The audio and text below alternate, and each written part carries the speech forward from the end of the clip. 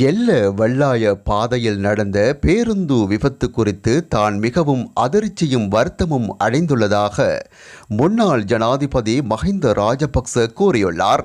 இது தொடர்பில் அவர் வெளியிட்டுள்ள அறிக்கையில், தங்காலை பகுதியிலிருந்து சுற்றுலா சென்று திரும்பி வரும்போது ராவணா எல்ல பகுதியில் நடந்த இந்த விபத்தில் தங்காலை நகரசபையின் செயலாளராக உள்ள DWK ரூபசேன மற்றும் பலர் உயிரிழந்துள்ளதாகவும் பலர் காயமடைந்துள்ளதாகவும் தெரிவிக்கப்படுகிறது.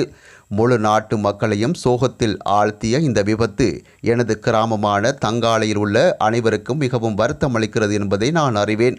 மிகவும் ஆபத்தான சூழலில் உடனடியாக செயல்பட்டு கயிற்றின் உதவியுடன் பாறையிலிருந்து கீழே இறங்கி உயிர்களை காப்பாற்ற உழைத்த அனைவருக்கும் நன்றிகள். குறிப்பாக இளைஞர்கள் உட்பட இராணுவ மற்றும் விமானப்படை அதிகாரிகள், காவல்துறை அதிகாரிகள், தீயணைப்பு பிரிவு அதிகாரிகள், மருத்துவ குழுக்கள், உள்ளூர்வாசிகள் அனைவருக்கும் எனது நன்றியை தெரிவித்துக் கொள்கிறேன்.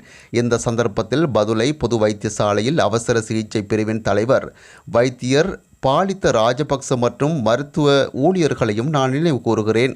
இந்த துயர விபத்தில் உயிரிழந்த அனைவருக்கும் எனது அனுதாபங்கள். துரதிர்ஷ்டவசமான சம்பவம் தொடர்பாக தங்காலை நகராட்சி ஊழியர்களின் அனைத்து குடும்பத்தினருக்கும் எனது ஆழ்ந்த இரங்கலை தெரிவித்துக் கொள்கிறேன் என்று மஹிந்த ராஜபக்ச கூறியுள்ளார். இடம்பெற்ற விபத்தில் திருமணமாகி 2 மாதங்களேயான ஆண் ஒருவர் உயிரிழந்த சம்பவம் சோகத்தை ஏற்படுத்தியுள்ளது.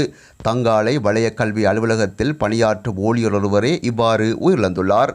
குறித்த நபரின் மனைவி கர்ப்பமாக உள்ளதாகவும் தெரிவிக்கப்படுகிறது. இந்த விபத்து குறித்து உயிரிழந்தவரின் மனைவி கருத்து தெரிவிக்கையில், எனது உடல்நிலை சரியில்லாமல் இருந்ததால் சுற்றுலாவில் இணைந்து கொள்ளவில்லை.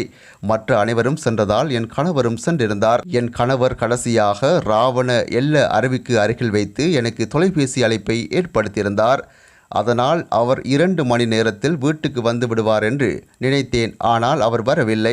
அதனால் நான் பலமுறை அவருக்கு அழைப்பை மேற்கொண்டேன்.